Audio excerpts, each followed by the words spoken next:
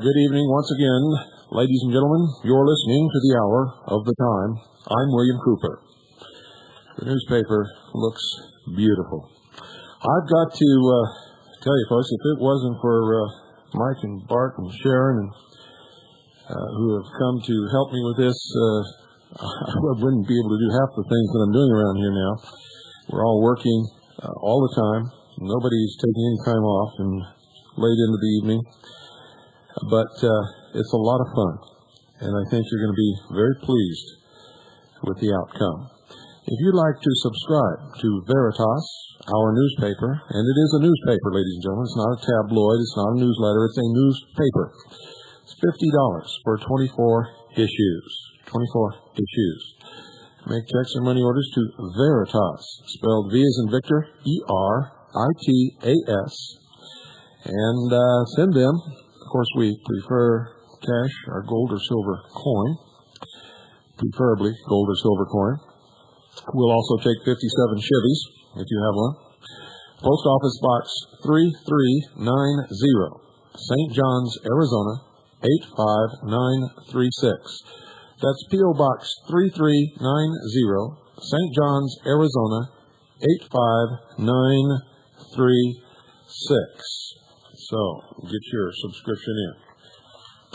Also, the Forever Free America Rally that was scheduled for March 11th, 1995 in San Bernardino has been rescheduled. I don't know what caused this. They say due to technical difficulties beyond their control.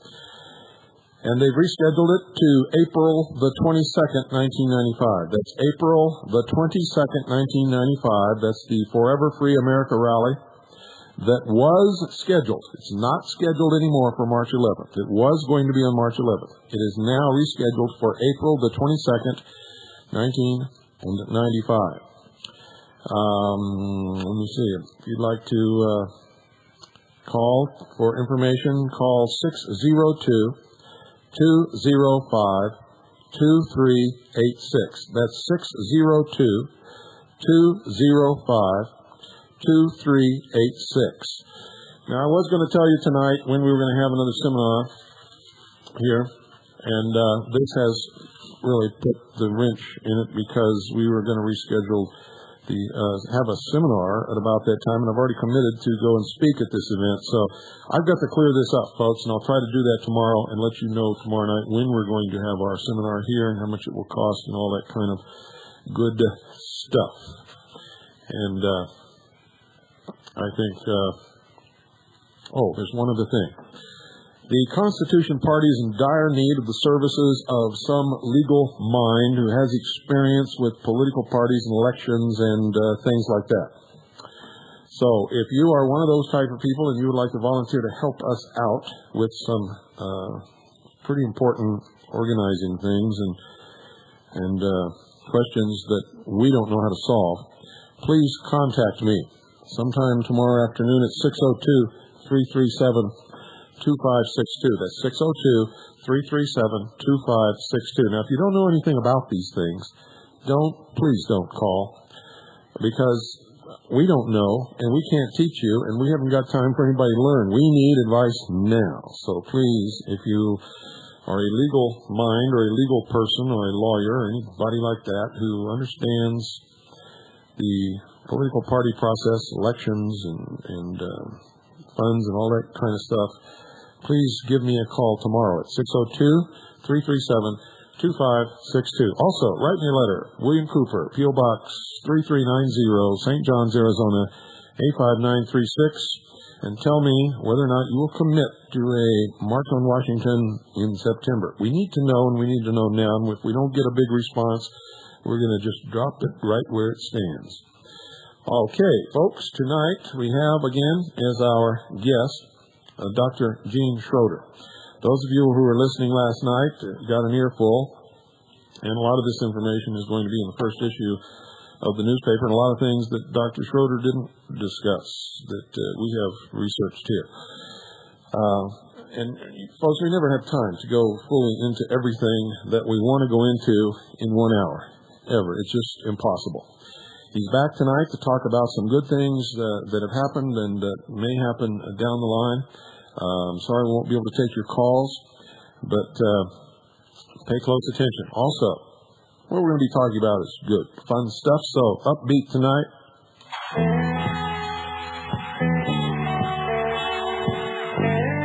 Yeah.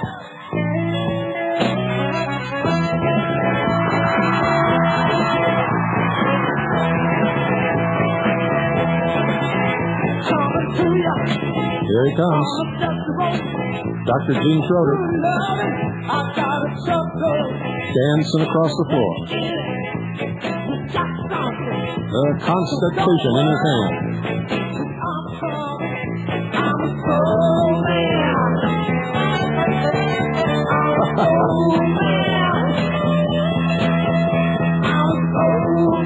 Oh, I love it. I should have been a DJ. I would have had more fun. Some of the topics we talk about on here aren't too much fun.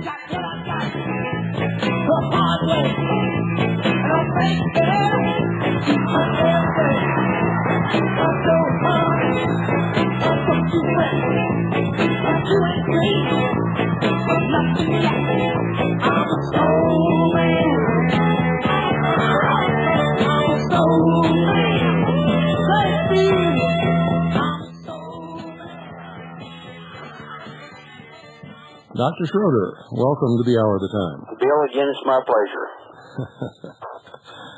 We got to have a little fun sometime. It seems like we always need that, don't we, Bill? We sure do. What have you been up to that we're going to talk about tonight? Well, what we're going to talk about, what I thought we might talk about, is the courts. Okay. I'm sitting here in Las Vegas, and we just was here to offer testimony into a case, IRS case, and as in many cases, the attempt was, so far, has been highly unsuccessful. Well, I can tell something didn't go right today because I can hear it in your voice. Well, yeah, and it's nothing that we didn't anticipate or didn't expect, but again, with the evidences that were going to be presented, they were going to be irrefutable, that the government could not win this case. So as a result, what happened was they simply dismissed the case without allowing any evidence to go in. And that's a typical response. Mm-hmm. And so that's what I want to talk a little bit about tonight, is set a little bit of the foundation as to what kind of courts it is we're dealing with, and then what we're thinking that we're ultimately going to have to do, and talk about some of the things we have planned. So let's take that. Bear with me just a minute. Okay. Let's go back and do just a little brief review. Let's go back to the current law of today, the one we talked about last night. Let's go back to Title 12, 95B. Title 12 USC, United States Code. This is the current law. And let's read this thing again. It says, the actions, regulations, rules, license, orders, and proclamations heretofore or hereafter taken, promulgated, made, or issued by the President of the United States or the Secretary of the Treasury since March the 4th of 1933, pursuant to this authority that was conferred by subsection B of Section 5 of the War Power Act of October the 6th, 1917, as amended, are hereby approved and confirmed. Now, again, what does that say? It says that the President or the Secretary of the Treasury can issue any order that they want to. Heretofore, that means in the past, or hereafter taken in the future. Right. And they are automatically approved and confirmed under the war power of government, aren't they? This says that the President can do anything he wants to do. And that's the current law of today. Well, it literally gives him dictatorial powers, which have not ended right up to the present. Now, let's go a little bit further, and let's see some of the things that this dictatorial power, this executive power, carried into. Let's go to March the 2nd of 1934. This is out of Roosevelt's papers. And here he is saying that this is his request for authority to consummate reciprocal trade agreements for the revival of foreign trade. Let me read the first paragraph of his papers. He says, I am requesting the Congress to authorize the executive to enter into executive commercial agreements with foreign nations. Now you see, under our Constitution, it says that the President shall have the power to make treaties by and with the advice and consent of the Senate, providing 2/3 of the senators present concur. But we see here that the President is asking for an executive power to enter into agreements. It's purely an executive function. And of course, needless to say, on June the 12th, under the war powers, Congress confers that authority upon him. He still has those powers today. Example. A couple of weeks ago, Mexico decided they needed, I think, $40 billion to bail out the banks because they were going to default on some loans. And the peso, as a result of that, was dropping dramatically. Congress said, well, really, we don't have $40 billion to give to Mexico, so we don't think we can do it. But we've seen Commander-in-Chief Bill Clinton say, well, not a problem. I can certainly do this on my own executive power. So he issued an executive order to go ahead and give the $40 billion to Mexico, didn't he? Okay. So we see that under these agreements... I'm sitting here shaking my head. Right. Yes, I understand. But now we see here that we just read from on let me look at the date of that again. Not that it's critical, but there in 1934, on March the 2nd, he requested this executive authority, and on June the 12th, he got it.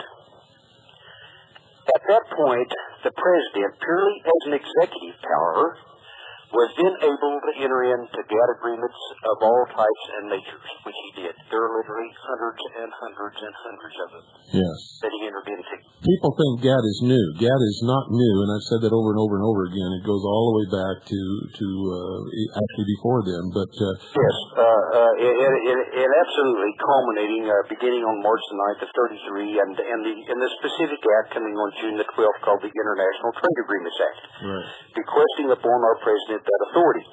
So, but the point of it is that we see that this is purely an executive function. Okay? Yes. So consequently, all of these agreements that have now resulted in the international statutes and the international laws, which controls almost everything we do. And if we look at those hundreds of executive agreements, we'll see them, how they affect our everyday lives. From the OSHAs to the EPAs, to the right down to the motor vehicle safety codes, to the Social Securities, the old age pensions, and on and on, where these agreements were made with the foreign nations and then implemented in this country as international law. That's right. Okay. This being strictly, and again, an executive function. Right. So consequently, if the courts are going to hear matters of this nature, what kind of courts must they be? Has to be an admiralty court. They have to be executive courts, don't they? Right. Have to be the admiralty courts. And if we go back into the history of the admiralty courts, where do we find that court coming from? It came from the King's Bench, or from the King's Courts, did it? One of the courts of Westminster. Right.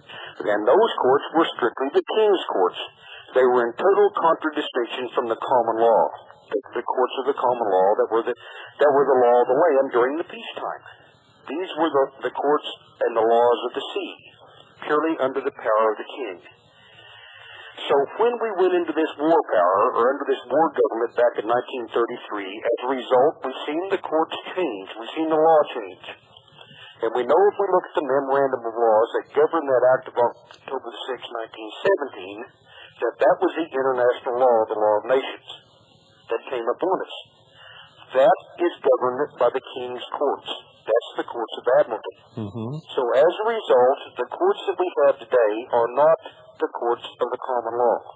The common law at the federal level was abolished in 1938 at Erie Railroad versus Tompkins, Supreme Court case.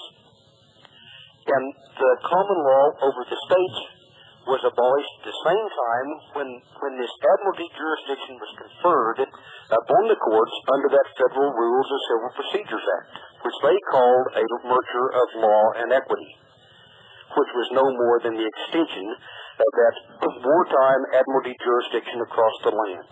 That's right. That's how to deal with the prize. Right. So now it becomes a very real and practical question. Can we go into their courts, the executive courts, and expect to win? Not theoretically. Obviously, we're going to have major difficulties there, aren't we? Yes. Those are the things we run into on a daily basis.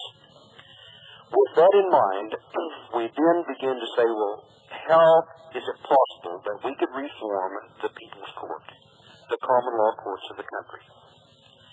That is when we began to do some of the things back almost 2 years ago. And under the rules of necessity, remember the rules of necessity are the rules of war. No other options available. Then one has the right to do whatever becomes necessary. Realizing that that is the same rules that the government used over us when they placed the war powers on us in the first place. If we go back to the Declaration of Independence, when our forefathers declared the independence from Great Britain, in the first sentence we said, whenever in the course of human events it becomes necessary. The rule of necessity, that's the rule of war.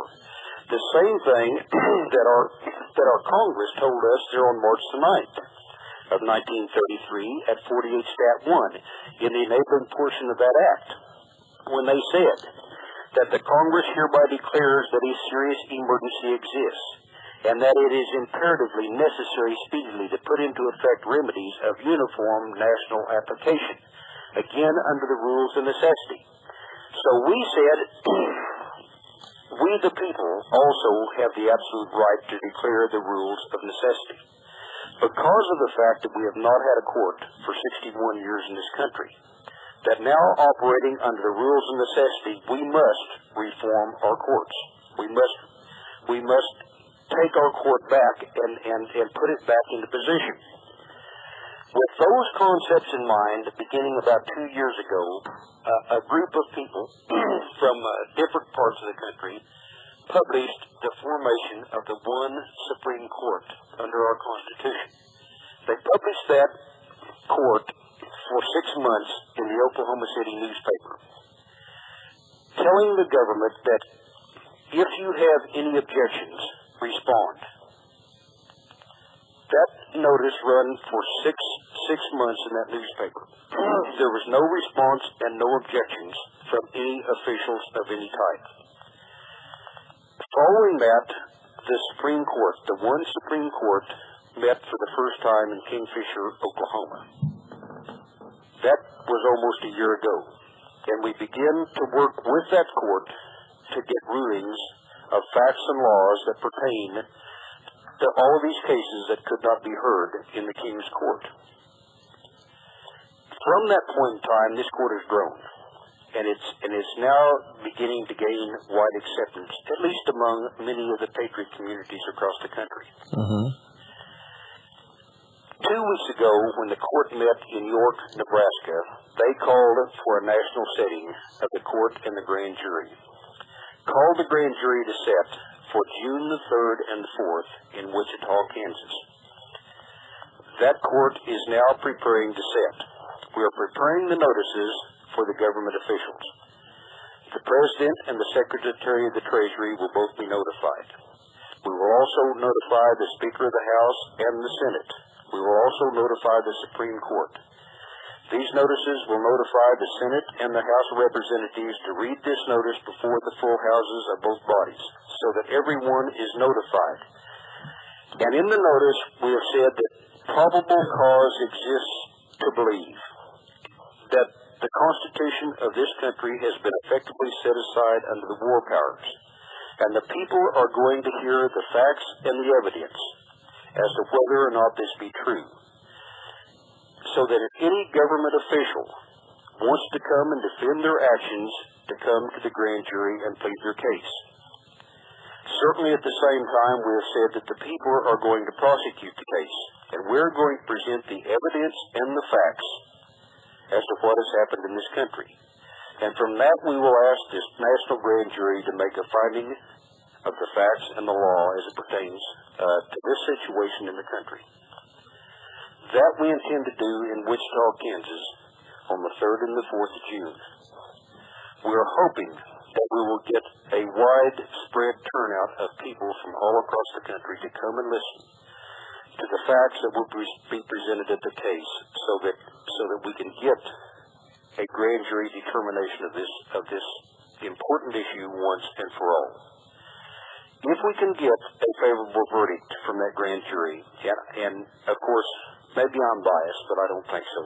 The facts and the evidence, I think, are conclusive. And if we can get a favorable ruling out of that grand jury, then I think at least we've made a step in the right direction. That we can go into any one of these executive courts that exist in this United States today, and that's all of them, and place the finding of facts and the law that has been found by the people of this country in front of that court and say, here it is. The issues have already been settled. And in this country, during times of peace, the only law that it can exist is the common law under our Constitution. The courts that are operating, of course, are totally and blatantly violating those procedures. The courts, as we see them today, are totally dysfunctional. It is with that in mind that we have called this court in Wichita, and I think at least it's another step in the right direction. Well, it sounds good. It sounds promising, but there are some questions that have to be asked, Gene, and maybe you can answer them. Okay.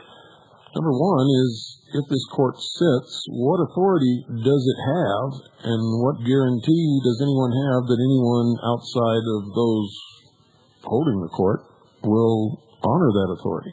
Well, there's no guarantees. Realizing that realistically, the court and the grand jury that will sit in Wichita has no police power. That as of today, the only police power, the only military power that exists is that of the federal government to enforce. But you're wrong. Let me set that straight. Okay? Yes.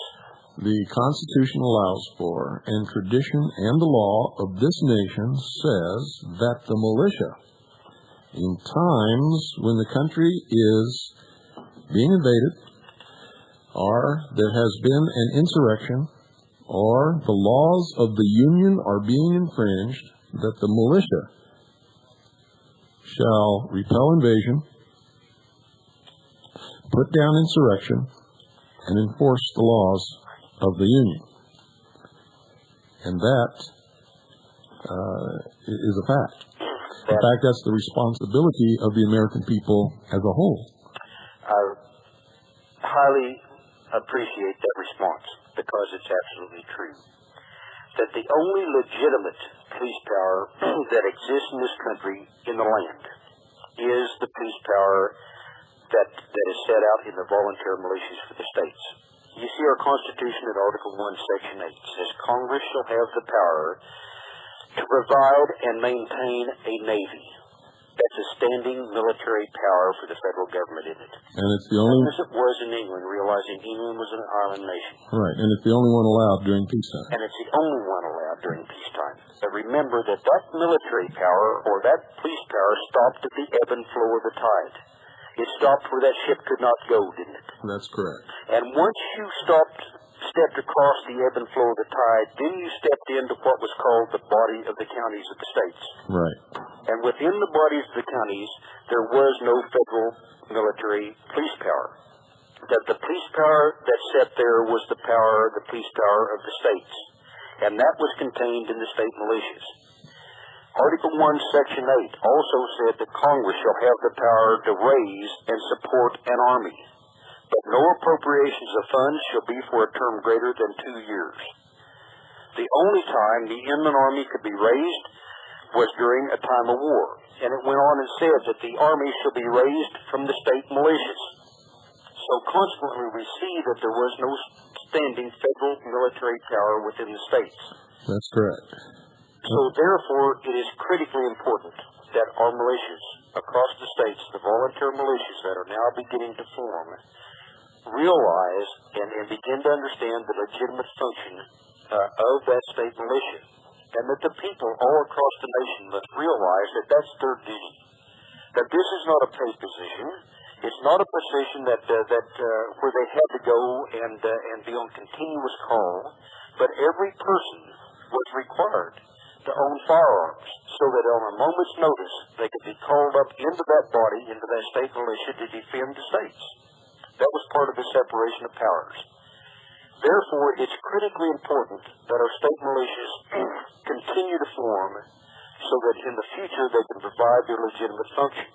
Once that body comes into formal fashion, where it has the support and everything that's needed, then we will begin to gain the police power back to this court that is sitting in Wichita. For instance, if the court were to find that the facts presented before it were, in fact, true, and that the insurrection had already taken place a long time ago, yes, and that the nation was not functioning as a constitutional Republican government, if that court were to order the arrest of those who were guilty of treason, it would then be the job of the militia to carry out that order. Yes, it would. And realize that the legitimate state militias must operate under the legitimate civilian authority, don't they? That's correct. So as a first step, we felt like it was critically important that we begin to establish the legitimate common law body. Number one, the grand jury and the court to start with, so that at least we were operating in a constitutional mode, in a constitutional fashion, to whereby, number one, we can then commission from that body the legitimate militias that are forming. At least that way, we continue down a lawful path. That's right. It is extremely important that everything that we do be legal, lawful, and constitutional. Yes, it is. And I know, Bill, you and I discussed that to some length over in Kansas City concerning the money. That's right. And it's so important that if we do things, that we have to do it in a totally lawful and constitutional manner. We keep all of our cards above the table so that there is no chance that we can be labeled as anything but purely operating in a lawful manner. That's correct. It is our duty, it is our obligation, it is legal and lawful and constitutional to support the law of the land and the return of constitutional Republican government. Anything other than that is not. Our Declaration of Independence said, but when a long train of abuses, pursuing invariably a design to place us under absolute despotism, then it's not only our right, but it's our duty to throw off that form of government and to provide new guards for our future securities. That's correct. But one word of caution, whenever we do that, then everything is up in the air and there's no guarantee for anybody and no safety for anybody until such a conflict is settled. That's very true. So therefore, education is a critical first step, so that at least the people, the masses of people across our country understand what it is that's going on and why it is that we're doing the things that we're doing. If they can't understand, then it's awfully hard for them to support, isn't it? Well, it's not only hard for them to support, but given the degree of education and the amount of brainwashing that the average American experiences on a daily basis, it's amazing to me that anybody at all understands. Well, and that's really true. And again, then that brings us back to our educational system. And we see all the downfalls that we went through in the past. And those were our responsibilities. That it was never the responsibility of government to educate our children, was it? No. That was the responsibility of us, the parents. And it should never be allowed for the government to educate our children. That's true.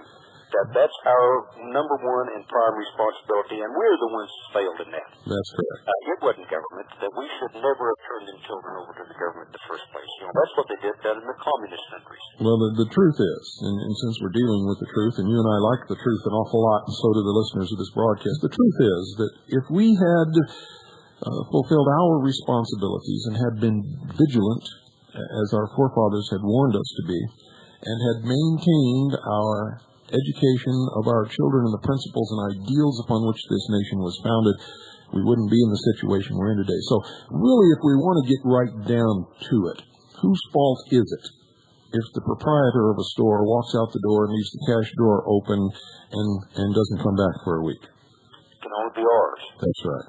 It can only be our responsibilities and our liabilities. Those have to be corrected.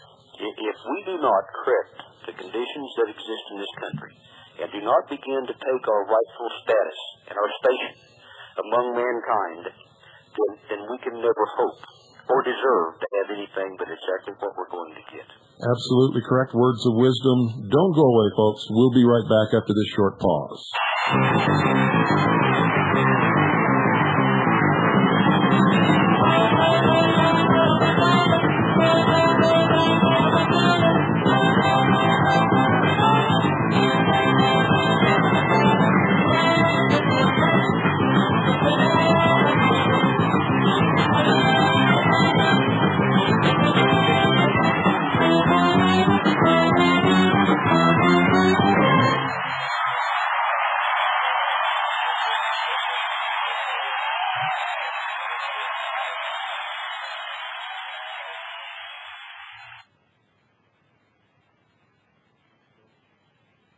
Of it. They're all applauding, of course, for the hour of the time and for our sponsor, Swiss America Trading, who do such a good job of providing the services that you need in order to get your hands on some real money in any of its various and nefarious and different forms, both usable and not so readily usable. Folks, it is imperative not only that you learn what has happened to this country and learn where we're at and how we got here and where we have to go, but you have to learn exactly what all this means. What does it mean when you spend a Federal Reserve note to make a payment on your home? What does it mean when you think you've paid off your home and you're looking at what's called a warrant deed? How does a warrant deed compare to an allodial patent deed? What does all this mean? Why do you get a certificate of title when you think you've paid off your automobile instead of the title? What does this mean? Why do you have to have a birth certificate for your children?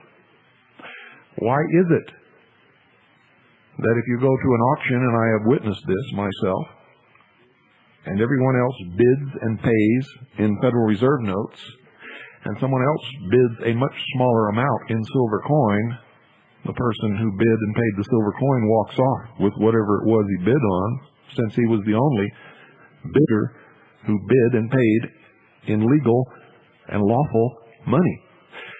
If you don't understand these things, folks, you'd better make a call to our sponsor. And you'd better get into the books and start studying. And the very first thing that you need to study is the Declaration of Independence.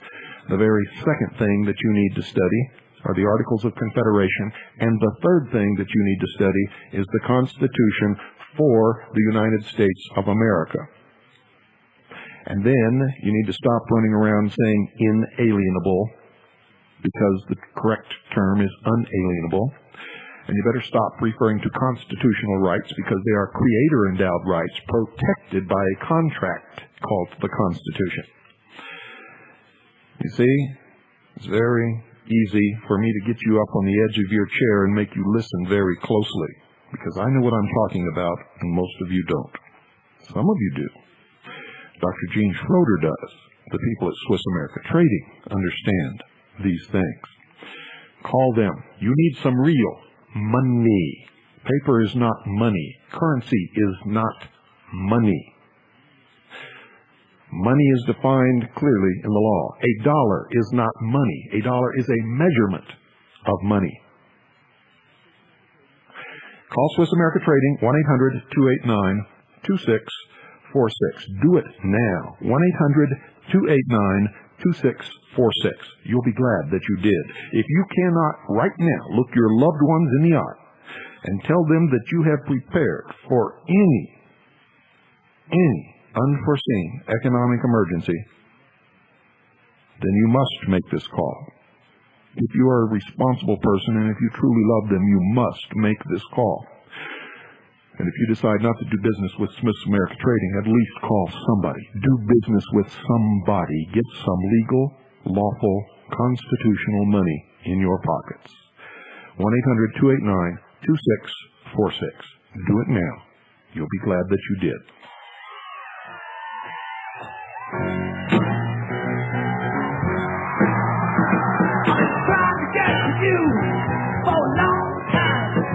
Come to me, give it on my mind. All the things about your country I could take. But I found I made a mistake. I was wrong. It took too long. I got tired of the town. Fell outside of the tower. You were all out of affection. Now you won't know the mind I reckon you'll be the first to go on. That is the first. That's the best first. That's my life. It's much too crowded. Folks, I think the next seminar we have, we're going to have a dance. We just got to do that. Gene, welcome back. Okay, Bill. One warning that as we begin to reform the militias, as we begin to reform the common law court and the common law bodies of this country, one thing we've got to be very careful about is that probably that we don't move too quickly. Because you see, if we do things that are not entirely appropriate, this could put ourselves into a position where the government could declare a full-blown emergency again. And they could bring the real military troops, not the ones that are dressed in the suits and the ties that we see today, but the full-blown military troops inland again and place us under martial law. So we also have to be very careful in how we begin to approach this endeavor. That's been a constant warning from this pulpit, so to speak. I appreciate that, Bill. People write me and talk about my ministry. My ministry is a ministry of freedom, and I want everybody to stay just as free as they can for as long as they can. And one of the things that they have to do is not just allow anybody into the militia, not pay any attention to all these stupid rumors that are flying around, because there are people out there who want those of us who are attempting to do the right thing to do the wrong thing. That's very true. So we have to be very careful about the misinformation that exists and the disinformation that exists because it abounds out there today. That's correct. Okay. Let's talk a little bit more about Constitution. Let's go and let's talk. I always like to talk about money and other things. Who doesn't, Jim? Let's go to Article 1, Section 10. It says that no state shall make in payment of debts anything other than gold or silver coin. That's right. Shall make anything but gold and silver coin a tender in payments of debts, right? Right. But now let's go to the last part of the last sentence of Article 1, Section 10, and what does it say? Unless actually invaded or in such imminent danger as will not admit of delay. Right. The exceptionary clause. We go back to March the 4th, 1933. We just read that statute at the beginning of the program again. That all the orders, license, regulations issued since March the 4th of 1933 are hereby approved and confirmed. Roosevelt, in his inaugural address on March the 4th, said, I am going to ask the Congress for the one remaining instrument to meet the crisis. Broad executive power to wage a war against the emergency. As great as the power that would be given me if we were in fact invaded by a foreign foe. The same as an invasion, wouldn't it? Mm-hmm. So here we see the exceptionary clause again, which totally abolished Section 10 of our Constitution. So then what effect did this section have when it says that no state shall make anything but gold and silver coin a tender in payment of debt? Well, it negates everything. It negated everything, didn't it? So consequently, we've seen this country operating now for 61 years with nothing but obligations upon the American people to place them in perpetual and total servitude, with no ability to repay upon this credit money that was issued there on March the 9th of 1933. In fact, in a debt-based economy, when you pay off a debt with a note, which is nothing but another instrument of debt, you are literally not owning anything, and you become an indentured service. Absolutely, and the law cannot apply, can it? Because the common law approached the finality of the transaction. That's right. You see, when I paid you for, let's say, a chicken with a gold dollar.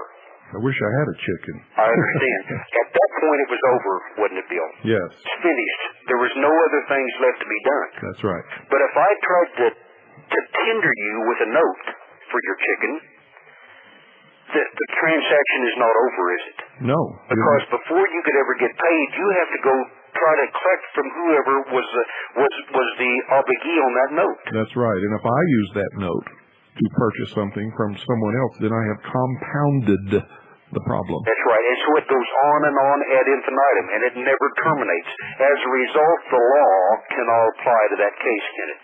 No.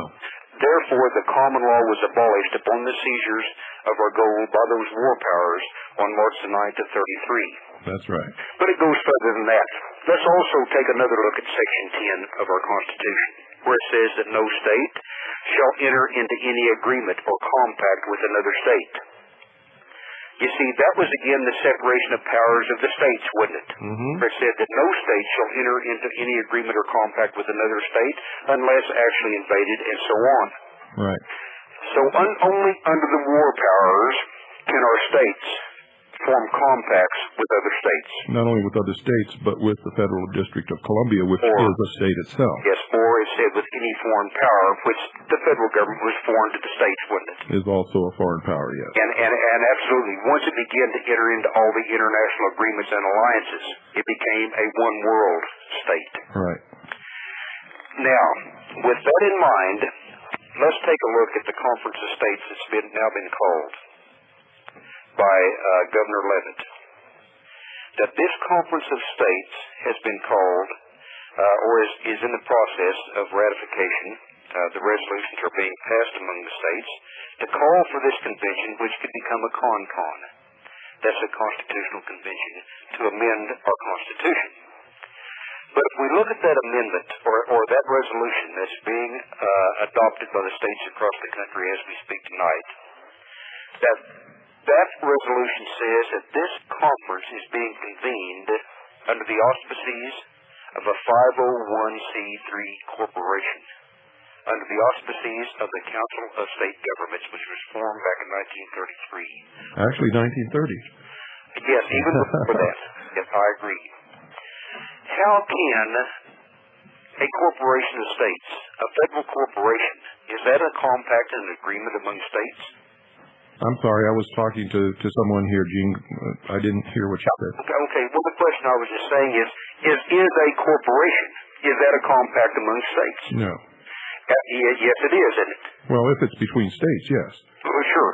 And so we see that the very thing that is being called upon to make this constitutional convention is in itself and of itself unconstitutional under our peacetime Constitution. Right.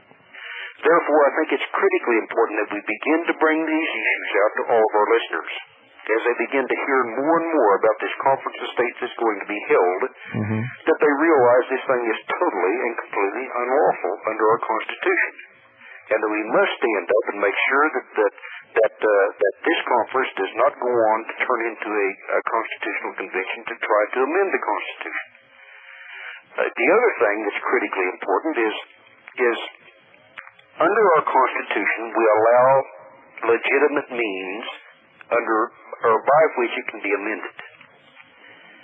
But let me ask this question. If the Constitution is in fact suspended under the war powers, can it be amended? How can something that's suspended be amended? Very important question, isn't it? And a very important concept. So if we have no Constitution, which the Constitution in and of itself allowed for the amendment, how can it be amended if there is no Constitution? Well, those of us who understand that this is just a play for the public. Yes, if they believe it is done by a legal body that is legally empowered to do it, the public is likely to accept it. When in fact, this organization that is bringing this about is the same organization put together by Rockefeller and Carnegie Foundations and the Federal Reserve, which drafted the initial proclamation and put together the legislation that enabled everything that's happened since then, all the way back in 1933. Very true. So, therefore, I think this is another project that people have to begin to understand and look at very closely. That this is one that could certainly be used to our detriment, so we have to be aware of what's going on there. One other thing that I think we need to talk about on the positive side. We've talked about what we've done in Kansas City in terms of the political fields as to what we're going to do to try to begin to correct the problems that we have. Tonight we've talked about the reformation of the common law, the body politic of the common law people and the common law court as another step in a means to begin to correct the wrongs that exist.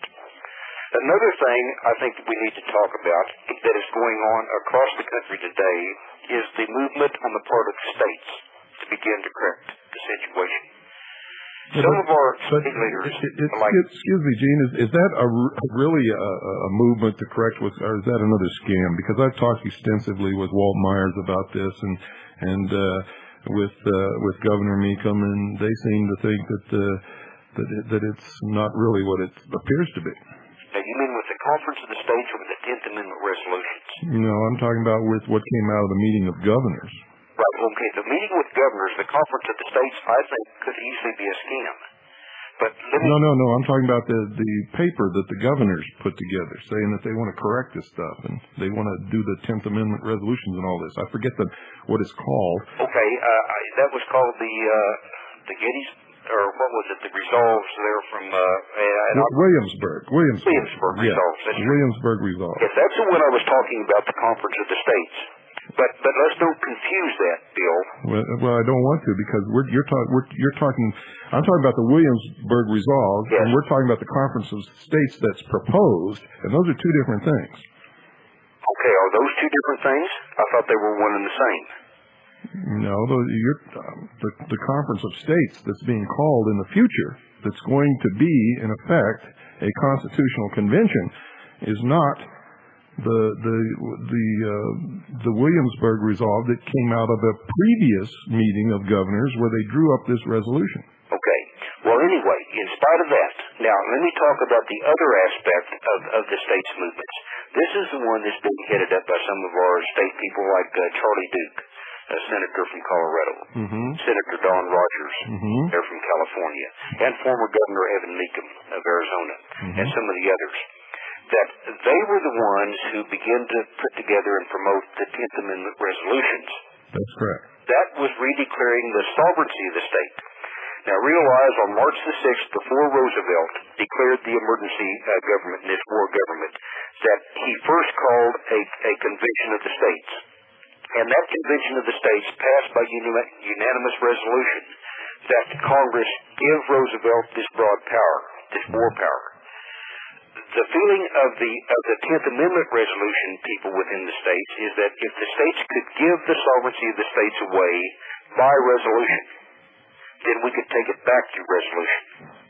Now this is the other states movement that has started, the 10th Amendment resolution groups, that says the only power the federal government has is what we gave it in the Constitution. Yeah, but I have to jump in here again, because I've studied this 10th Amendment resolution thing, and it is absolutely a scam from the point of view that a resolution without an active clause has no force of law. And if the states are not willing to back up their declarations or resolutions with a military force, then they're just masturbating. Yes, they are. Yes, they are. So realizing that it takes work within the states to get them to back it up. That's right. Now, I understand Charlie Duke is trying to institute some legislation in Colorado that will put an active clause and some force of law into the resolution passed by the state of Colorado. Is that correct? Called the Federal Mandates Act. Okay. And yes, we begin to put and realizing it's a struggle. Now, don't get me wrong, that saying that the state governments are any better than the federal government, because in many cases they're not, in some cases maybe even worse. But at least it's another step, a beginning step to try to make some steps in the right direction. Yeah, and as long as they're incorporated in the federal body, and as long as they're accepting federal funds, they can say whatever they want. Nothing's going to change. That's very true. That's very true. And of course, as long as they're accepting federal funds, this connotes the idea that the federal government is going to take the funds from the people in the first place. Yeah. And as long as that's going on, then we remain in servitude. We remain in bondage, and of course, there's no place we can go under that situation other eventually into a total collapse. Right.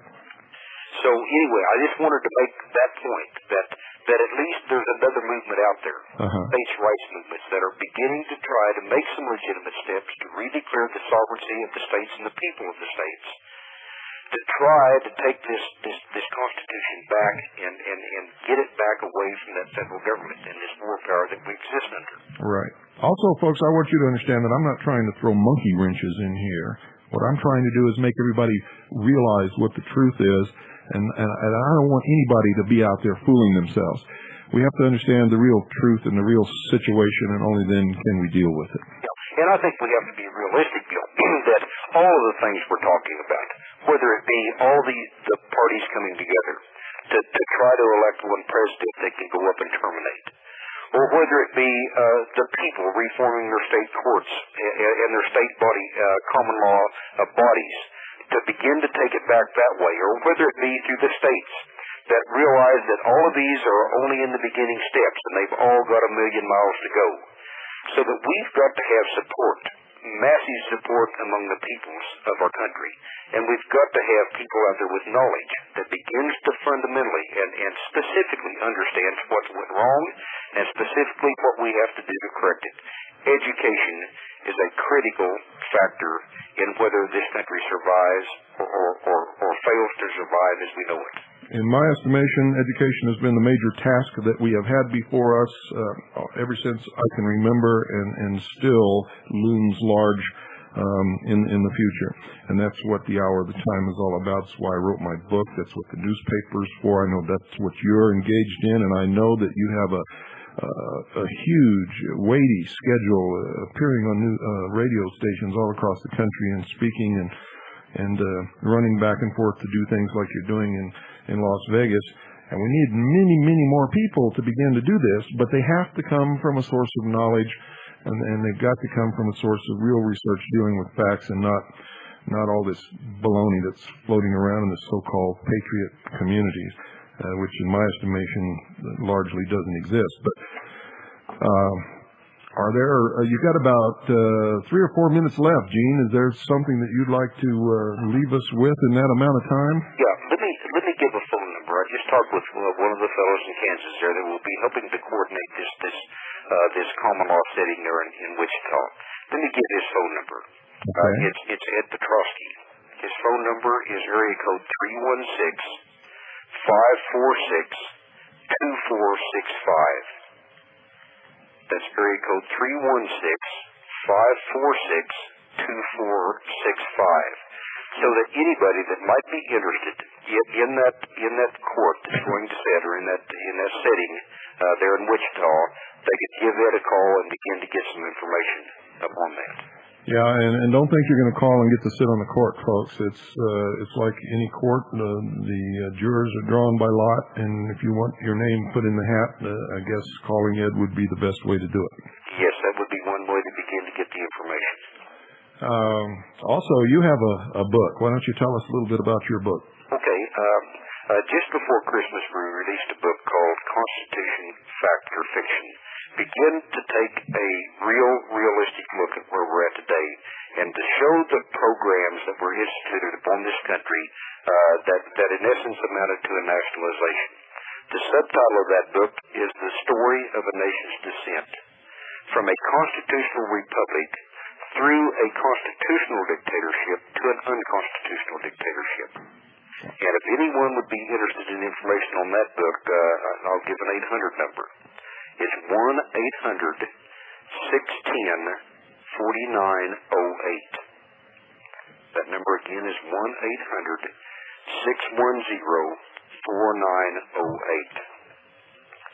And other than that, if anyone would like to contact us personally, let me give the address there in Tampa at the American Agriculture Movement office.